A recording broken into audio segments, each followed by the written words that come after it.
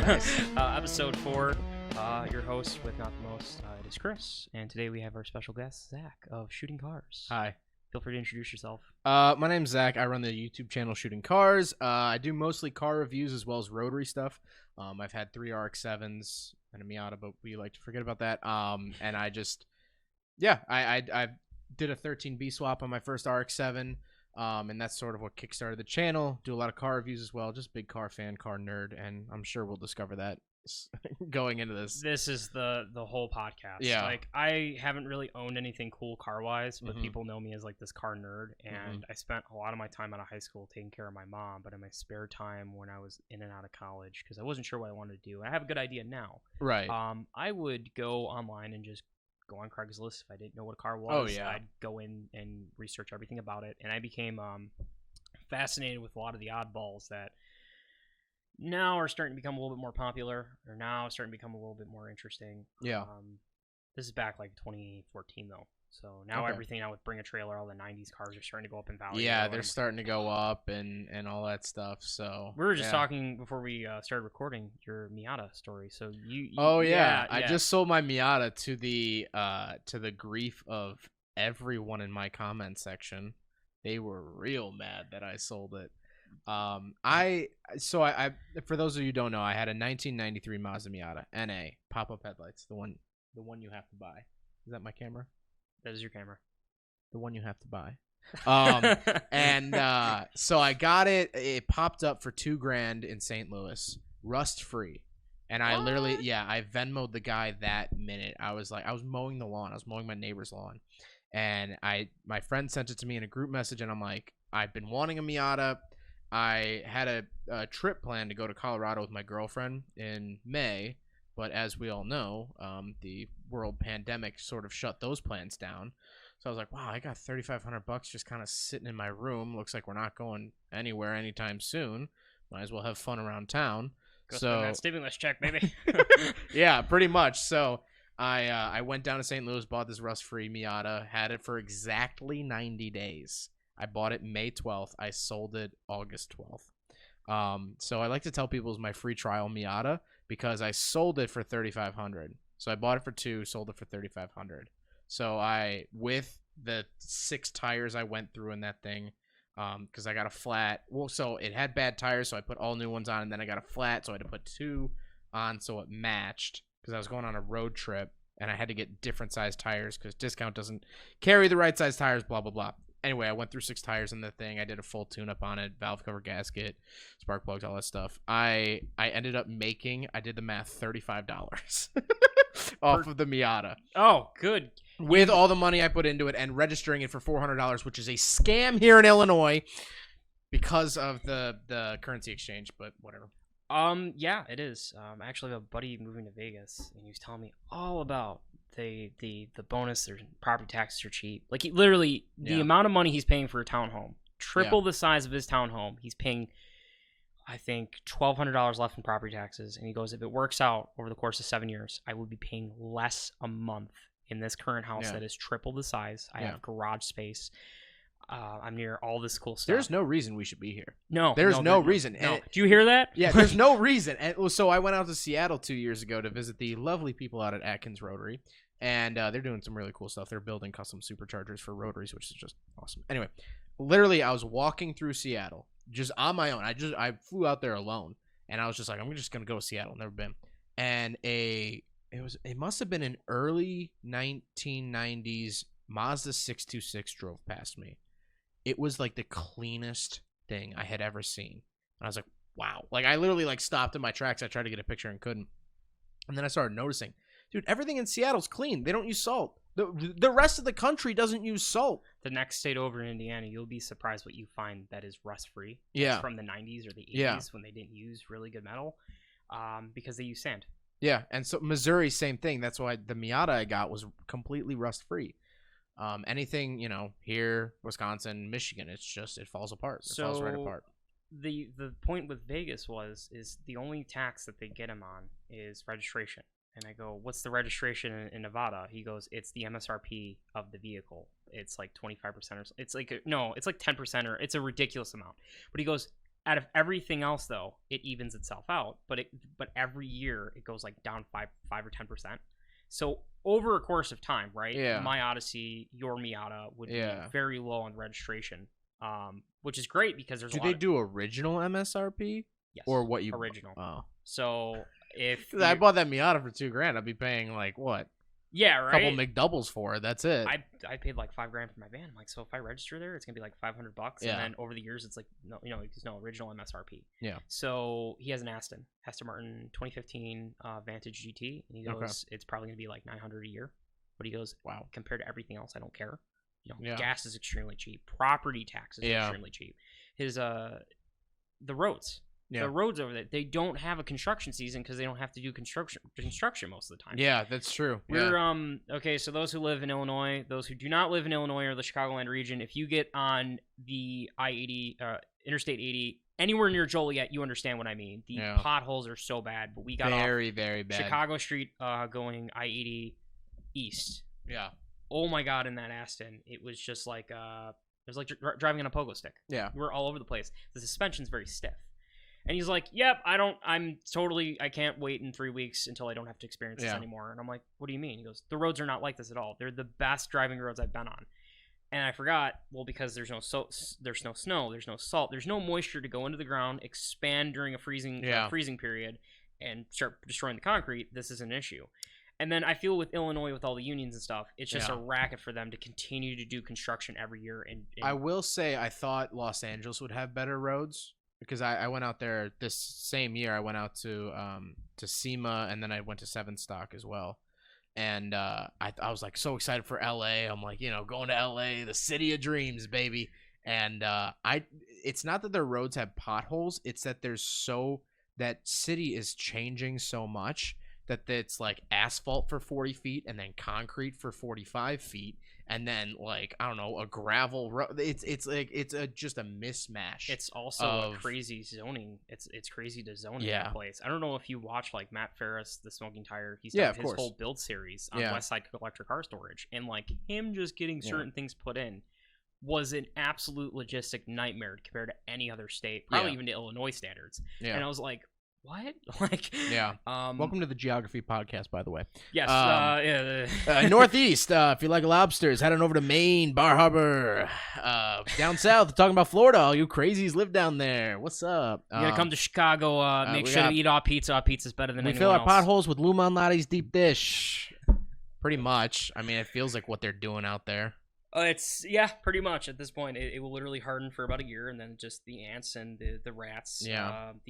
They're rats. They look like cats. They'll just eat it, and then they're bigger. Yeah. Sweet. But I wanted to ask more about your YouTube channel. Yeah, go for it. Cars. How long have you had this? When did you start? Technically, I started February of 2015. That's when I registered the name in YouTube. And I didn't really post any videos until September of 2015, which is when I got my RX-7. Because I started the channel because I knew I wanted to sort of document the life of my car. I wanted to, because I knew I wanted to like modify, be that kid that, and so I wanted to document it. Basically, I've always loved movie making. I've always loved movies, old movies, things like that. And I've always loved cars. And so I wanted to put those two together. It really started out as just a hobby thing. And so I wanted to, I wanted to be able to look back years and years later, which is fun because now I get to, and see the build life of my car. I still have the video of when I first bought my first car. And I have the video of when I blew up the motor 6 months later. And I have the video of buying my second car to pull the motor to put into the first car. And so it's fun to look at all that stuff. So I've been doing it since 2015. I would say seriously, like it's my full-time job currently. I would say the last 2 years have been like really where I'm scheduled. I have, meetings with people. It's a job now. I would say. Not a good paying job, is it? It's all right. It's getting better and better, which is nice. It's very, it's up and down. COVID took a big hit. When we went into lockdown, I lost 60% of my income. Yeah. Which, you could look at it two ways. One, I still had 40% of my income, which a lot of people didn't at that time. But also, I couldn't go out and make videos. And not only that wasn't really the issue, because I sort of found videos I could make within quarantine. I did a lot of question and answer, did a lot of rotary how-tos, stuff like that, which tends to be pretty successful. But the biggest thing was that no one was buying ads. When everything shut down, I wasn't getting airline ads on my videos anymore. They were shut down. I wasn't getting the watch companies, which are a huge... You always get those watch ads or the Manly soap ads. I always get those. They weren't advertising because they weren't making anything.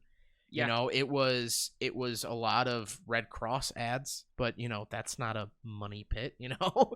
So I was watching the financial stock market when that stuff hit, yeah, and it was really scary to see like Tesla, right, has made such a huge gain over the last couple years. And it literally went from $900 to $400 like that. Right. Everyone within like seriously like a week. And that's exactly what happened on YouTube. So with YouTube, I completely understand because advertising is still considered a tax write-off, but they're going to now save every dollar they can. They're going to start being very, very frugal with every dollar. Well, it's not a good look when you're laying off half of your workers, but also, you know, sponsoring a kid's videos about his RX-7. It's not a good look on paper. I don't know what you're talking about. I donate to that foundation for $0.25 a day. You can donate to Zack's habit. He's addicted to Apex Seals. I need to rebuild my motor, but that's neither here nor there. Yeah, well, the reason I asked is because I was getting into YouTube a lot earlier than now. I was getting into YouTube right around 2011, 2012, but I was in the Call of Duty internet video game kind of niche. But back then, this is when advertisers realized the money they could be making off of these big, YouTube stars. Right. And give you a perfect example, he's actually from this area. I remember he got hacked and they screenshotted his YouTube logistics. It was like 2014, 2015. Call of Duty Ghost came out. Optic Nade Shop. He went to Moraine Valley Community College, which is here right in Palos. Okay. He lives around. He was in the Oak Lawn area. Went to Argo High School. Sure. Didn't know he was from Illinois. I was like, that's crazy, right?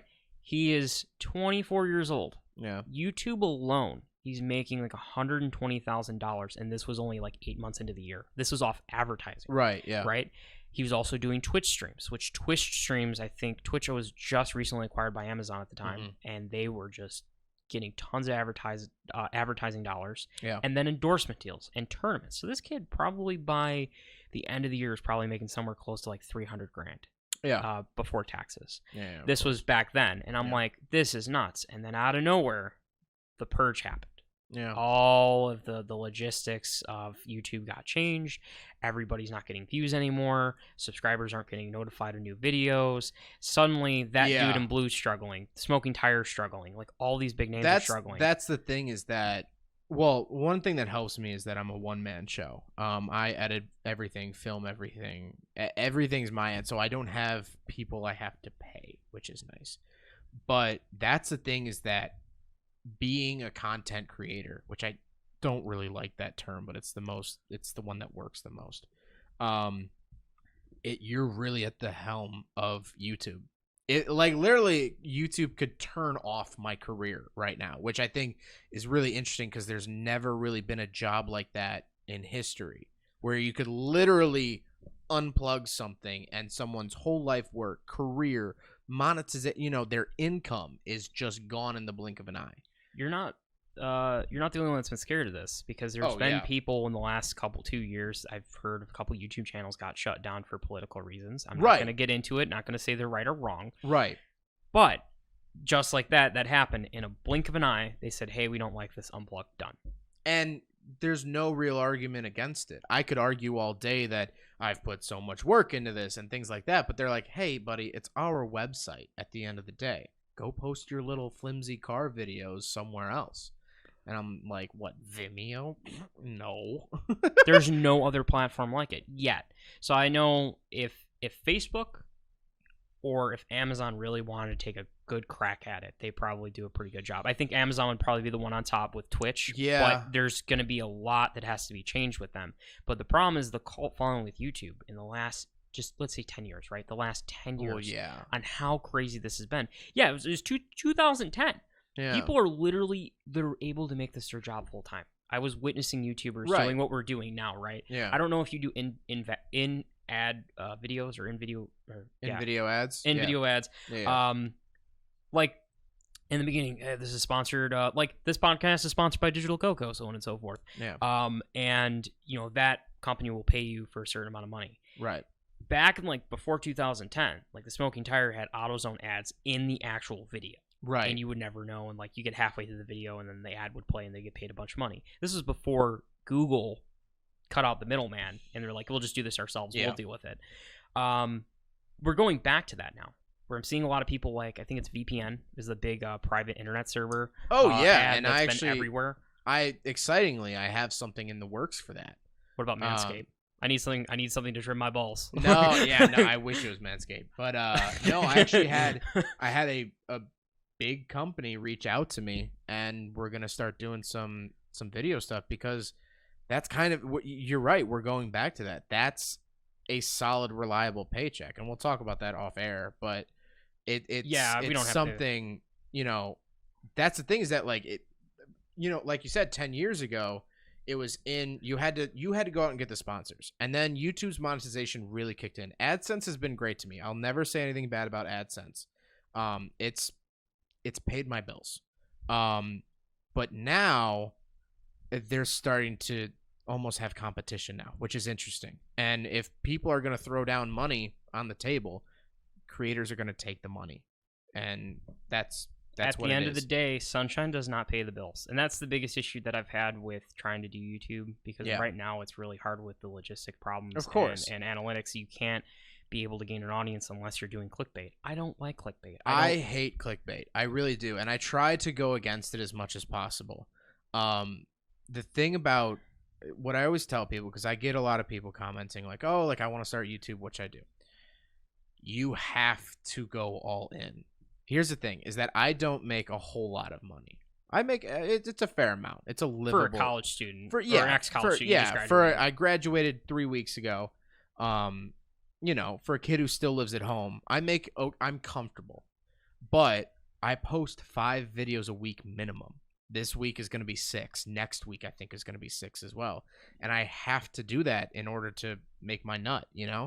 It's grueling, and it's a good and a bad thing is that the algorithm of YouTube really rewards you for, daily uploads.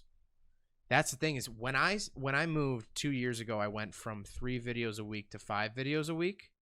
Insane difference in money. I mean, not even doubled in money. I'm talking tripled. I'm talking quadrupled, because they're more likely to recommend your channel because people are going to go there and get constant new content. If you're posting once a month, why would YouTube want to show that off? You're like, hey, you could go here once a month if you want, or you can go here every single day. They're going to start pushing that to the top, and that's what happened. I'm not saying I get pushed to the top, but I got pushed a little bit more. Yeah. Whatever the algorithm wants to do, it'll do. And so that's just the. It's kind of funny. I didn't hear you from the logistics or the analytics of YouTube. I actually heard about you from Grid Life. But speaking of businesses that got hit really hard during COVID, the entertainment industry as a whole took a massive. It almost collapsed. Right. And I saw like Chris Stewart and Adam Jabay. I think I didn't physically witness them, but I saw their company probably take a huge financial hit. I was sitting on the sidelines. They moved the Midwest Festival, which is in Gingerman Raceway, to this fall. Right. The Colorado. It's in a couple weeks, right? October. 5th? Is it early October? Yeah, I thought it was beginning. Yeah, it's in the beginning of October. I think my friend's is racing in that, but I'm not sure. I will be there. I will be a pit lane official. I'm going to be there. If you want to come say hi, say hello. I know this is not a huge podcast, but there's going to probably be someone that's going to recognize me. Speaking of podcasts, I think Dewey and I actually talked about this on my podcast, the Shooting Cars podcast on Shooting Cars. The tire. Well, Tiregate, but we also talked about. Sorry, I just spiked the levels. Sorry, I'm apologizing to the producer off screen. It's a scam. It's conspiracy. Sorry, Tiregate. No, we talked about Grid Life. I mean, it just. I don't want to say it just got on its feet. It's been a huge thing the last couple of years, but it's under 10 years old. Yeah. I mean, Grid Life. I mean, what is it? 6? I want to say we're 6 or 6 going on 7 years. Okay, yeah. I'm literally last year was my first year on the rodeo. Yeah. But like talking to people, to put it in perspective, I think it was year 3 or year 4. Even after 10 years of Honda Meet, Right. So originally, how Grid Life started was they did track days, these big like Honda only track days at Gingerman Raceway, and the paddock parties evolved into what Grid Life is now. 3 or 4 years afterwards, of doing the Midwest Festival of Grid Life, I think Adam and Chris decided they wanted to go do Grid Life South at Road Atlanta. Okay. I heard rumors, not saying it is true, but I heard someone took a massive mortgage out on their house, a massive gamble, to rent out that track. To give you in perspective, to rent out Autobahn for just the 2 tracks for the weekend, it's like $30,000. To rent out a facility, it's going to probably cost 10 times as more. Autobahn's never going to do that because it's a private membership track. Yeah. But Road Atlanta, I've talked to the guys at like Champ Car and stuff, to rent out that track, it's probably like $200,000. 150, 200 I grand believe for, it. for a weekend? And that's the thing is that, 6 years in, because I know that a couple of the guys that ran or still run Grid Life, they had day jobs for the first couple of years. Oh, yeah. And then now it's like it finally gained feet, and then we get hit with this whole, we can't have more than 50 people. It's a health concern. You can't even do so. The whole point of the festival was doing the car stuff during the day, watching drifting, watching time attack. Yeah. Now the wheel-to-wheel racing, which was huge. I witnessed it in Atlanta as I was in pit lane. Oh yeah, awesome. I was watching all these people around pit lane and stuff, and the straightaway. What I found was someone showed a video past the first turn. I can't see it because the elevation change of Road Atlanta is crazy. So there's just a big hill of grass and the paddock and stuff. But around the hill, basically, there's a big spectator section. It was filled. This was amazing. So everyone was interested in. And then in Midwest last year. So I went to Midwest last year. Yeah, that's where we met, right? No, I met you at Midwest? Autobahn. I met you at Autobahn with Pico's crew. In June. Yes. Is that not Midwest? No, Midwest is at Gingerman Raceway. Oh, right. Yeah. Autobahn's in July, actually. So was that June? You still have the G6 too. So you're doing okay. The Pontiac G6 was a. You know what? I have mad respect for that car. I put 130,000 miles on that car. I'm driving an Odyssey right now, so I understand. You know what? That weekend though that I met you, because my friend Adam was driving his Miata, he completely destroyed 3 tie rods. I remember that. So we slept out there on the track. I let that G6 idle for 9.5 hours straight with the AC cranked, because I think it was like 90 degrees at night, 105 during the day on the paddock, because it was the blacktop was radiating. Someone had was it pyrometer, whatever. The shooty gun that tells temperatures. Yeah. It was like 105, like coming off the blacktop. I used to work there, so yeah, I will contest to that, dude. Like and now they repaved it. When I went, was that yesterday? Yeah, yesterday.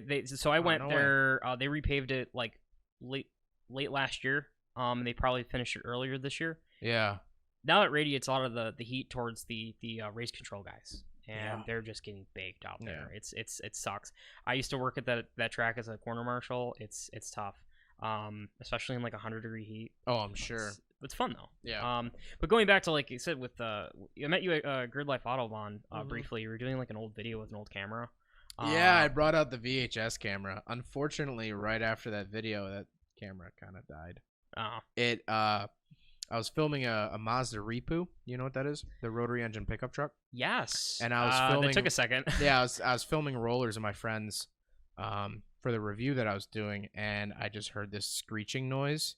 And it pulled all of the tape out of the actual physical tape. Man, back when you knew you fucked something up, it died. It went like it's that was done. A bad noise. So went out with a bang. Like cameras today, they don't even shoot out film. So I went home, grabbed another tape, slapped it in, and it just pulled all the tape out of it. It just So but that was Grid Life Autobahn. That was the only time I've ever stayed a 2-day event at Autobahn. That was a lot of fun.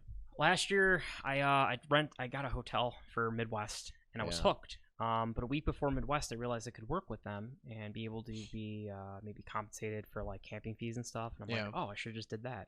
And I emailed Adam, and then I realized I just bought this ticket. I'm not getting a refund. Right. Just go to the event, see what it's about, have fun. Yeah. Autobahn, I live 30 minutes away, so I did that, had fun. We did Blackhawk. I stayed at a hotel. Blackhawk. I did a hotel again at Blackhawk, which was the biggest mistake. And then I ended up deciding I want to get the Odyssey. Yeah. So we went to Road Atlanta. Me, James Morgan. We towed Adam's Honda Civic, Dan the sedan. Stayed at Road Atlanta, which was the craziest Grid Life event festival I've been to in my life. Yeah. I mean, if you can stay at a festival, do it. It is the most craziest frat house experience I've ever experienced at a track day event. Yeah. And then we did Road America. Road America, I bought my Odyssey. Literally 4 hours, or the same day I bought the Odyssey, I drove 4 hours up north to Elkhart Lake, stayed in it. Best decision of my life. Yeah. But they're doing a lot now. So they're gaining their traction. For Grid Life, they're doing Road America in September. If you have not been up there, I strongly suggest go up there and get some video content. Elkhart Lake is beautiful. They have tons of places I can point you to. You can do videos of. Last year, I did the Porsche driving experience, so I got to drive the 911 and the Panamera GTS on Road America. Dude, that was the best sales pitch for what was the new one, 992? They had just unveiled it. They had just brought it to the States 2 weeks before. And so they brought, I think it was 10 of them down to Georgia where their facility is. And then they trucked 10 of them up to Elkhart Lake. So we were some of the first people to drive the 992 in the States. And it was awesome. I love Road America. Road America is the best track in the Midwest, hands down. I cannot agree anymore. Like, I tell people, my friend's going to Vegas. I'm like, dude, you need to go to Road America. Yeah. I don't have time. And I'm like, you should have went last year. You should have went earlier this year. Something. Because it's called the National Park of Speed for a reason. They have a rally course. They have their full circuit. All the stuff around the facility. It has elevation changes. It has technical corners. It has long straightaways. I took a group of friends up there in June, and they don't hate cars. They don't care about cars. They're not as enthusiastic as we are. Cars get them two places, and that's it. They don't think about it. But I was like, come up to this race. I promise you're going to have fun. It was an SCCA event, and we were like kind of having fun, and we were watching the front Road America hill. And there was a 3-rotor RX-7 and it was some pro car C7 Corvette, and it looked like the RX-7 was parked. The Corvette flew up the hill past the RX-7 so fast, we literally all looked at each other and literally let out that oh, thing, like we all stared at each other. Yeah. And that was the moment. I love that place. It's just the best. Did you go outside of the track? Did you check out some of the local places? I have not. Well, we did the Porsche driving tour, so we got to drive the Macan and the Cayenne through the downtown area. It seems cute. But we didn't stop anywhere. It is cute. It's a cute little petite kind of tourist town. But the cool thing about Elkhart Lake, you drive on the old Road America racetrack. That's what we did. If you go to downtown Elkhart Lake, the famous bar is called Siebken's. Okay. You go in there, literally everything that you can cover with a sticker is covered in a sticker. With That's teams awesome. I found Autobahn Country Club stickers. I found Grid Life stickers. I was finding Did you do the old Road America drive? Champ Car. We took part of the course with my friend Patrick Morgan and his dad Benny. When I was working with Champ Car for a weekend to be a pit marshal for their endurance race, the company took us out for a dinner. There's one super off-camber corner that's just sketchy that you have to put your mind together that people are driving this in the 60s. With no safety, and you're most likely going to explode on impact. I was in it was a 2019 Macan S. No, I think it was a base. Anyway, I took it in that car, and I was like, this is super sketchy with the traction control, with the all-wheel drive, with the ABS, with the radar. It was just, dude, guys back in the day, they had balls on them. I'm not going to lie. That's sketchy. This is the story I was talking with my uncle. He's not really a huge car guy. He likes motorcycles more, but he's not, super enthusiastic on a racing level.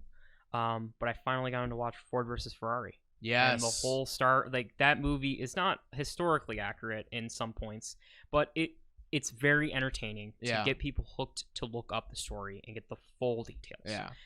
But back then, man, even in the 60s, 70s, you're probably going to die, I always said that movie was historically accurate enough, I feel like. It had the key points were there and they were accurate. There was some stuff that was kind of fudge, but it is a movie, you got to kind of I liked it. I didn't care. I read the story. The movie I think is based on AJ Bame's Go Like Hell. Okay. If you read that book, it's a lot boring.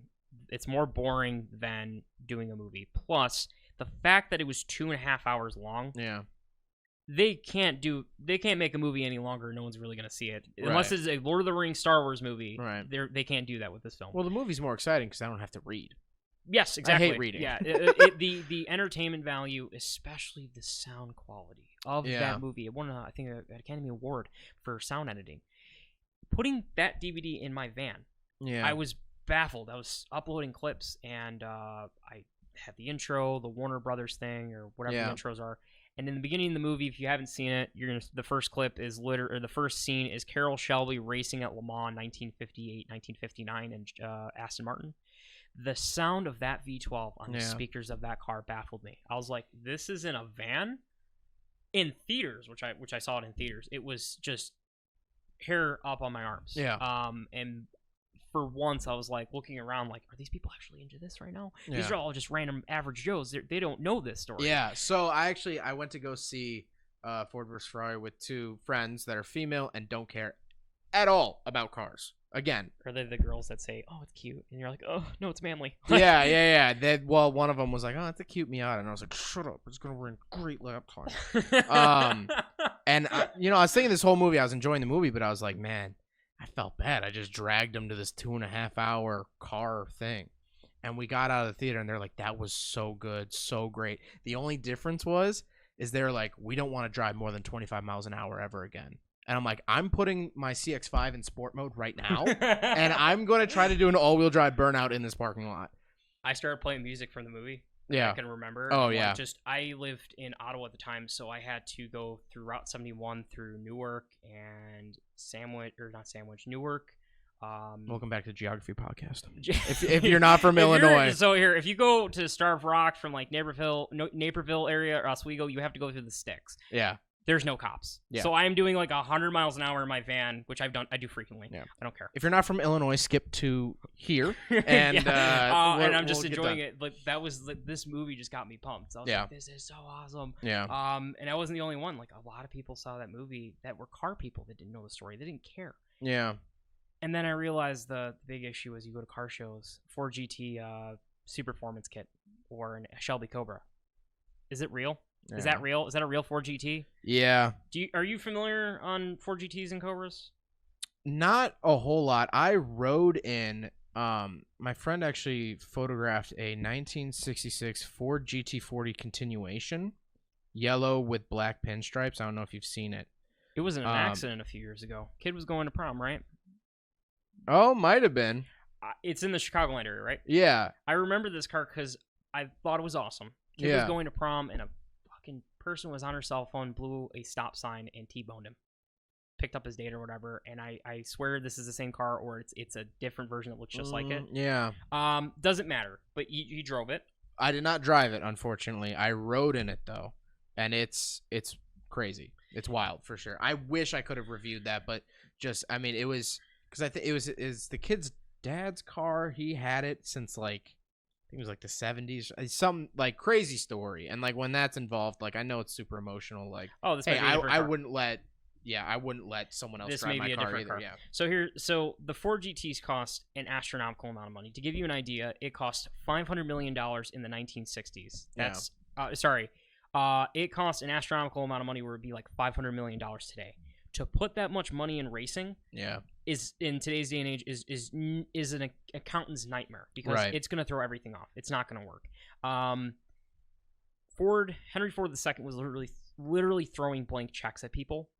Get this built. I want for Enzo B. I want Ferrari B on his own turf. That was one of the only good things he did. The only thing that they did, I think, to recompensate some form of money is they sold manufactured or different race teams those cars. Yeah. So the famous one is the Golf livery one. Golf Racing bought one of those cars. Oh, okay. So that's actually interesting because that wasn't even owned by Ford. It was owned by a race team. And that's like the one, at least that I think of. Right now, it's becoming the one, and I think everyone's now starting to realize after the movie came out and reading the history that it's not like the big livery, and Ford never really owned it. It was a different race team.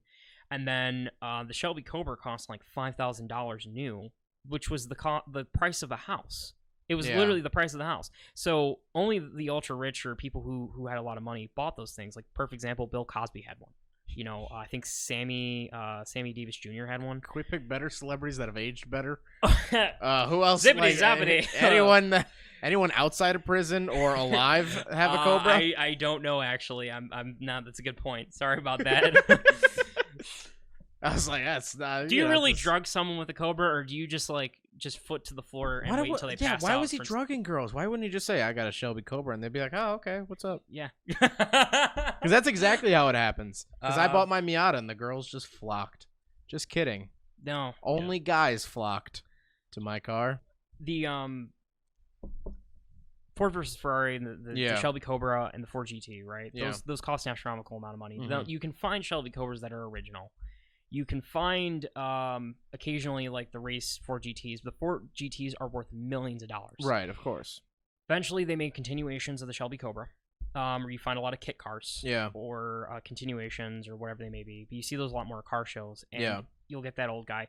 Yeah, it's real. I bought it back in '66. My dad owned it, or some stuff, And most of the time, it's not. And right off the bat, those are the same guys that try to say it's real, and it's got 2 roll bars on it. They had 1. It has these crazy chrome pipes. They were aluminum. It has a stupidly big 500 cubic inch V8 for some reason. I don't think they went past. 427 was the biggest. Okay. And even still pretty big for that little car, though. Even like a small block Ford, those things are death traps. They're extremely scary to drive. No, so the continuation that I rode in, it had a Porsche transmission, but it had the proper engine. I forget what it was. But yeah, essentially, so the continuation meant that Ford sold the rolling chassis of a Ford GT40. That's pretty cool. And you just plopped whatever power plant you wanted into it. So it has a serial number. It doesn't have a VIN number, but it just has a serial number of the chassis, and it's VIN'd now. Well, the serial number is a GT40 serial number. So you can't register it? No, it's registered because pre-1980, 84, don't quote me on that, maybe 81. I think it was 81. It's got to be like super old or something. Yeah, before 81, they didn't have the 17-digit 17-digit VIN that we have now. So that was only in the 80s that started here, that we have that standardized 17-digit VIN. I thought he was gonna be that guy who's I'm just gonna throw a deal plate on it, call it a day. Honestly, I would if I had a car like that. But that's a big thing here in Illinois, by the way. People just throw fucking dealer plates on. The car's not even legal.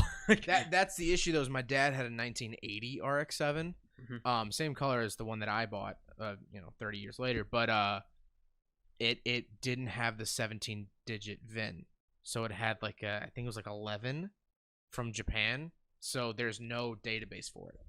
So I'm sure there's some book in Hiroshima, Japan that has my dad's serial number in it, but you can't do a Carfax search. You can't, just go send a messenger hawk and hopefully they send a scroll of approval. So I actually posted an RX-7 club and I was like, hey, if anyone has any information on this serial number SA, I was, just seeing if people have any trace of it. I'd like to buy my dad's car back.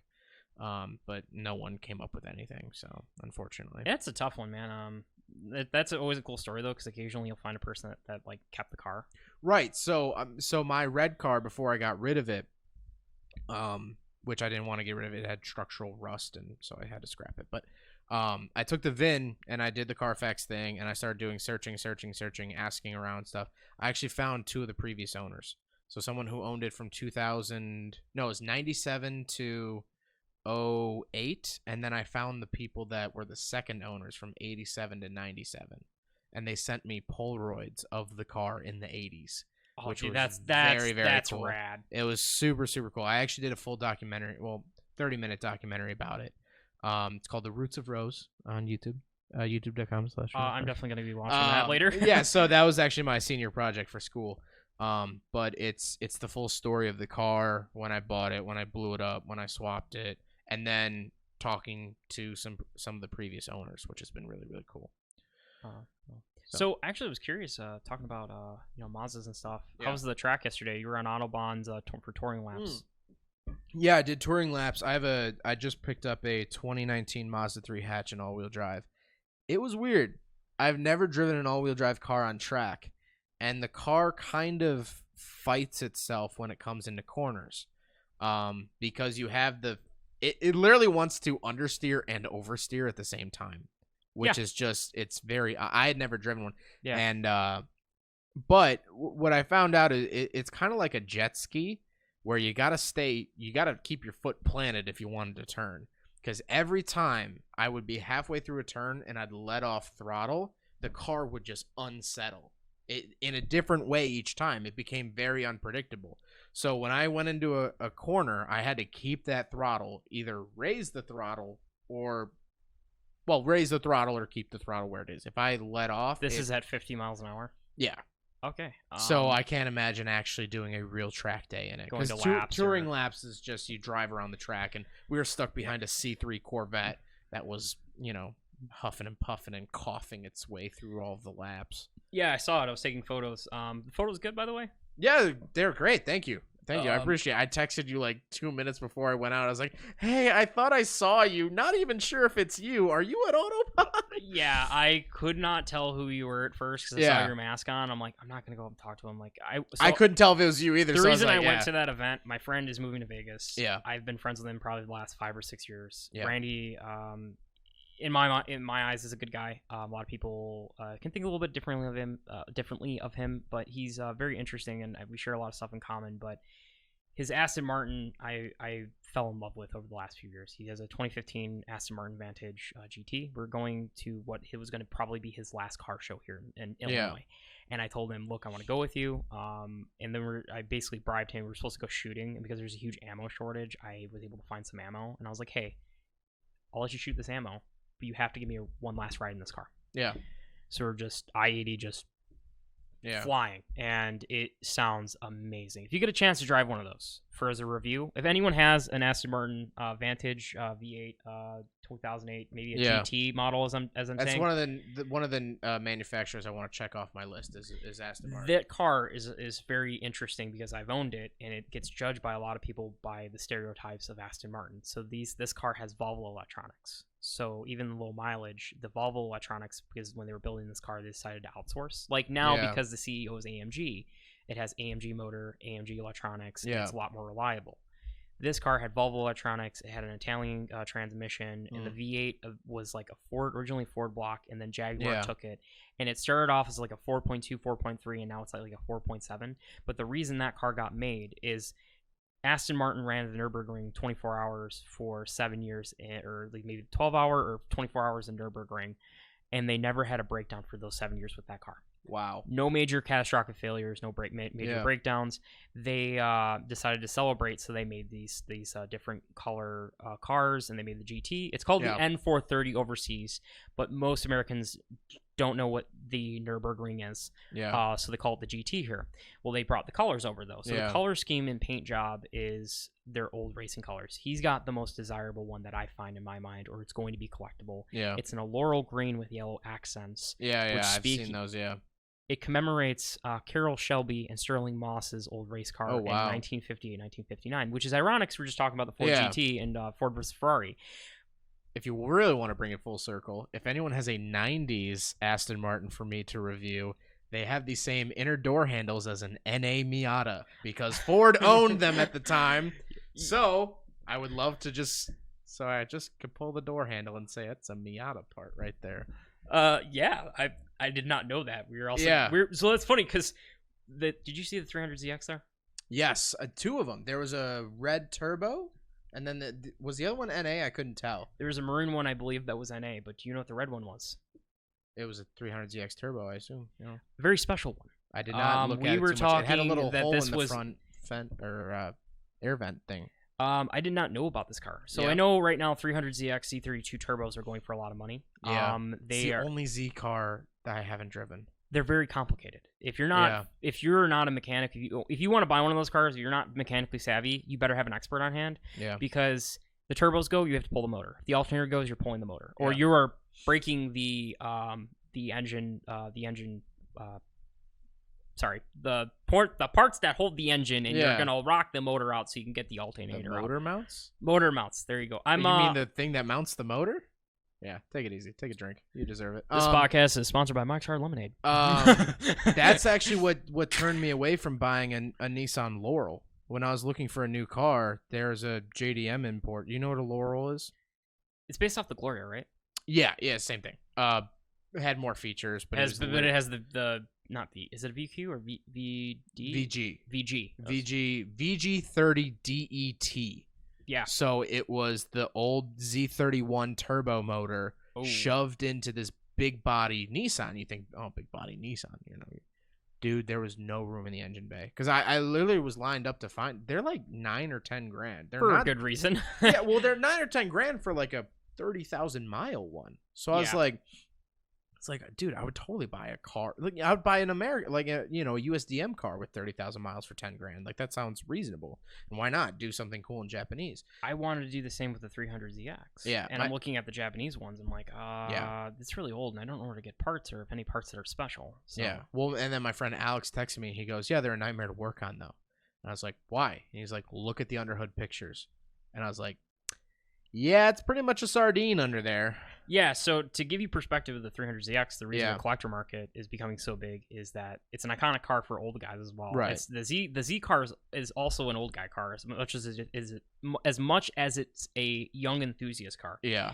But the 300ZX, the Z32 platform, that car is a nightmare to work on. It's really hard because there's no room in the engine bay. It was also very technologically advanced for its time. It was 40 grand. It was going up against Corvettes and Porsches. Yeah. It had four-wheel steering. It was twin turbo V6 making 400 don't even get me horsepower. started on Mitsubishi VR4s either. Oh yeah, that car was way ahead of its time, and I drove one of those, and I was like, why?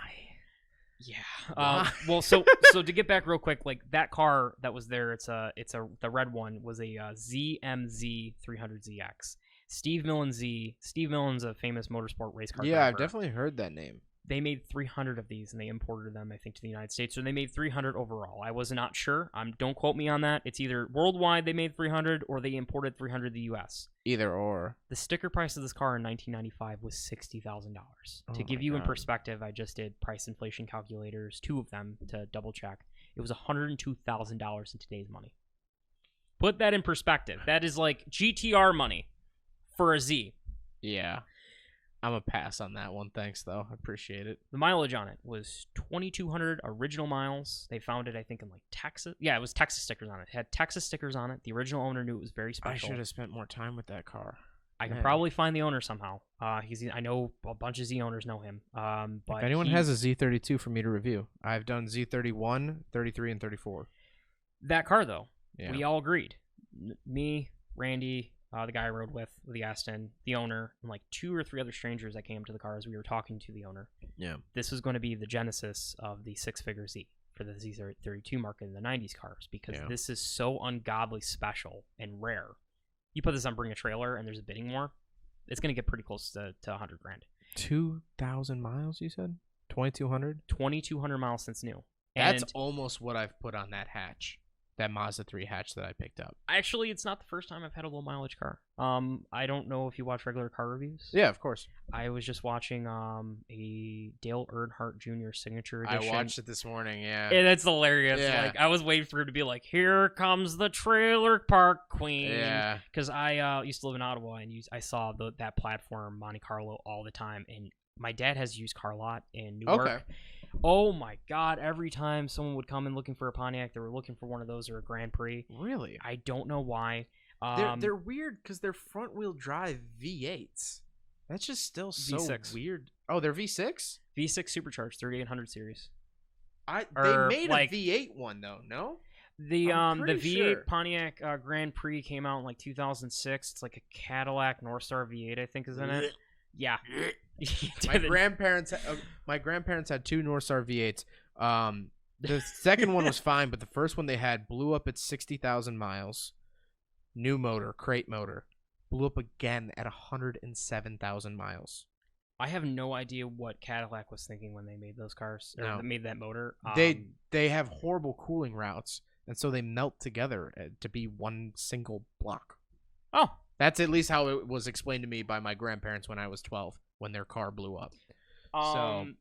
So real quick, the only other V8 one you want to get is the Impala SS of like 2008. Yeah. That came with like an LS base motor or LS-ish motor, but they're still not that good.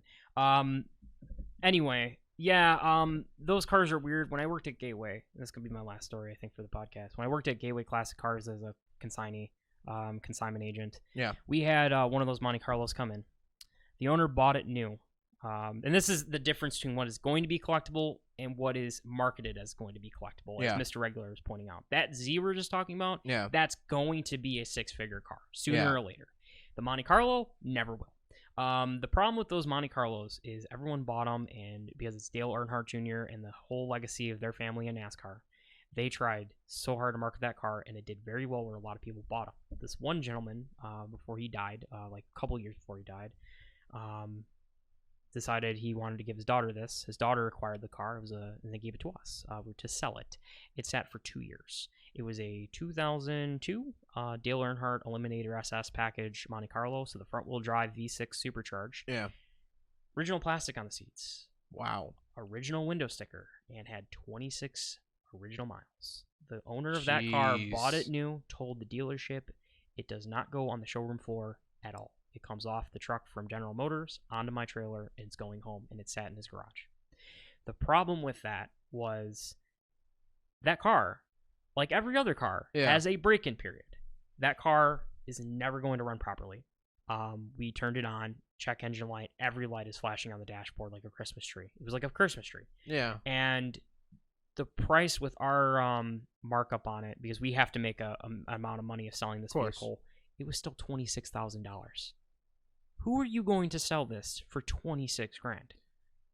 Yeah, I mean, that's the thing, is that like those old GM stuff I actually recently reviewed a Chevy SSR, the convertible pickup truck. Ah, yes. And what's funny is that in the video I talk about, I was like, oh, this makes you feel like an old hot rod. Really, they made those cars for hot rodders that didn't want a hot rod. You know what I mean?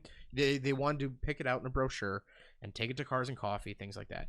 What's funny is that car actually had an overheating problem I was unaware of, because I was filming some interior and exterior shots, and I looked down and the needle was pegged at 250. Oh, shit. Yeah. So I had to, and it was a dealership car. I was filming even for a better. Yeah. So I started driving it around because the E-fans or something wasn't kicking on. So it just kept overheating. But as you would drive it, it started to cool down. It was getting air through the radiator. And I came up to a stoplight to turn left to the dealership. And I see the needle start going. And like the light just turned red. So it's going to be a minute. And I'm like, shoot. So I take a right and I go all the way around like 3-block radius just to cool this thing down. And then I realize, I'm like, oh, this is the hot rod experience.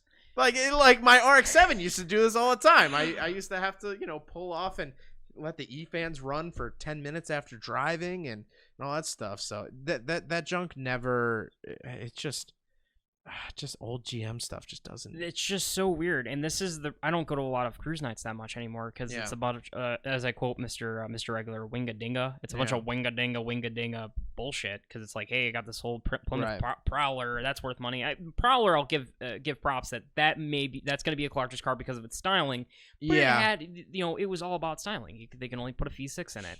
They had no trunk room. It had to come with a Prowler, modeled trailer. The Chevy SSR, the HHR. I don't like the HHR very much. I got, hopefully I'll film it soon. I got offered an HHR SS. If you get an SS, that's different, because it's got the Cobalt powertrain in it. Yeah, which so I drove a Cobalt SS sedan, which was like one of like 57 made in red, very whatever, up by the border of Wisconsin, and I like them. I really do like them. They're literally neons. They're literally, it is what it is. So I actually have to put the brakes on this podcast, but Zach, I'm definitely nice going. Car word, by the way. Put the brakes on. Yeah. Well, let me put up the parking brake on this podcast. We're gonna do a 360 Jim Connor this shit into a. Let me rev match. Yeah, we're gonna 360 this and drift this into an end intro or end outro. But Zach of the Shooting Cars, please follow him at his YouTube channel at Shooting Cars. Yeah, YouTube channel Shooting Cars. Instagram is shooting_cars. That's mainly where I post. I don't really use Twitter, Snapchat, anything like that. So I use Instagram a lot. So. Yeah, mainly Instagram. I post a lot of stories and stuff. I'll give you guys sneak peeks of what cars I'm reviewing. Got some exciting stuff in the tube. Well, besides that, thank you guys so much for tuning in. If you are interested in coming onto the podcast, please feel free to email me at thedriverslarge@gmail.com. That is thedriverslarge@gmail.com. I got lukewarm water. I'm gonna have you back on, I think, with my friend Bullheimer soon. Let's do it. But if also if you're a brewery of some sort, or you know of a brewery that wants to sponsor us with free beer, I'll give you an advertisement. Feel free to email me as well. But besides that, Zach, dude, it's a pleasure to have you on. Besides that, this is Driver's Large Podcast, episode 4, and we're out. One wheel peeling.